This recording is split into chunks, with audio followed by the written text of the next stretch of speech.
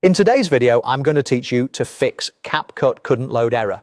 If CapCut is stuck on couldn't load, don't worry. This usually comes down to temporary files, permissions, or an outdated app. I'll walk you through a simple sequence that refreshes the app, restores its access, and ensures you're on the latest version.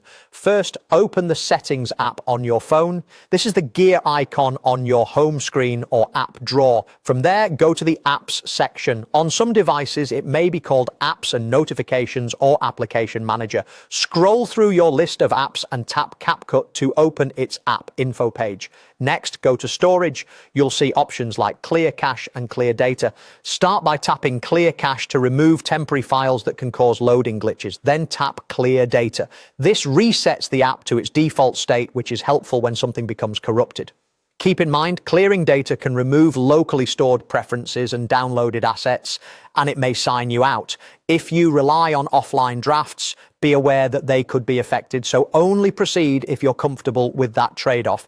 After that, go back to the CapCut app info page and open permissions. Make sure the necessary permissions are allowed, such as access to photos and media, camera, microphone, and storage, depending on your device. If CapCut can't access the files it needs, it may fail to load projects or even the home screen, so granting these permissions is essential. Now head to the Play Store, search for CapCut, and if you see an update button, tap it. Updates often contain bug fixes, performance improvements, and compatibility changes that directly address errors like couldn't load. Let the update complete fully before you continue. Once the app is updated, open CapCut again.